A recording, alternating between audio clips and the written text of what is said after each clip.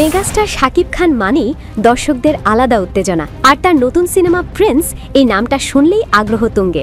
শাকিব খানের মতো বড় তারকার সঙ্গে কাজ করা নিঃসন্দেহে যে কোনো অভিনেত্রীর জন্য বড় বিষয়। তবে তাসনিয়া ফারিন জানালেন, শুধু শাকিব খান আছেন বলেই প্রিন্সে রাজি হননি তিনি। ফারিনের ভাষায় তার কাছে সবচেয়ে গুরুত্বপূর্ণ ছিল চরিত্রের গভীরতা, অভিনয়ের সুযোগ, গল্পে নিজের জায়গা। ফারিন বলেন, প্রিন্স আমার কেরিয়ারের প্রথম পুরোপুরি বিনোদনধর্মী চরিত্র।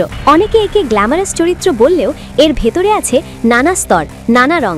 এই চরিত্রে তিনি শুধু সুন্দর উপস্থিতিই নন, বরং ধাপে ধাপে বদলে যাওয়া এক নারীর গল্প তুলে ধরেছেন।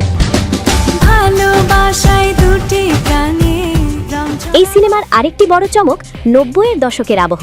ফারিন নিজেই বলছেন, তিনি তো ওই সময়ের মানুষ নন, তাই সময়টা বোঝা, চরিত্রের আচরণ, চলাফেরা, মানসিকতা সবকিছুই ছিল তার জন্য বড় চ্যালেঞ্জ। তবে এই চ্যালেঞ্জই তাকে দিয়েছে নতুন অভিনয় অভিজ্ঞতা। তার মতে, এমন বহুমাত্রিক চরিত্র পেলে যে কোনো অভিনেত্রী খুশি হবেন। প্রিন্স সিনেমায় দ্বিতীয় নায়িকা হিসেবে থাকছেন জ্যোতির্ময়ী কুণ্ডু। তবে ফারিন স্পষ্ট করে জানান, চরিত্রের গুরুত্ব ও গভীরতার কারণেই তিনি সিনেমাটিতে কাজ করতে আগ্রহী হয়েছেন। সংখ্যা নয়, গুরুত্বটাই ছিল তার কাছে আসল। কলকাতার সিনেমা নিয়েও কথা বলেছেন তাসনিয়া ফারিন।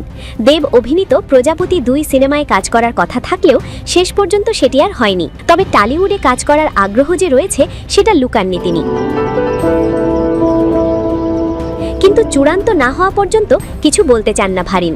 শোনা যাচ্ছে, প্রিন্স সিনেমায় ফারিনকে নাকি অ্যাকশন দৃশ্যেও দেখা যেতে পারে। কিন্তু এই বিষয়ে মুখ খুলতে একেবারেই নারাজ অভিনেত্রী। সব চমক আপাতত পর্দার জন্যই তুলে রাখছেন তিনি। সব মিলিয়ে বলা যায়, প্রিন্স শুধু শাকিব খানের সিনেমাই নয়, তাসনিয়া ফারিনের কেরিয়ারেরও এক গুরুত্বপূর্ণ অধ্যায়। আজ মন খুশি, মন উর্বশী, মন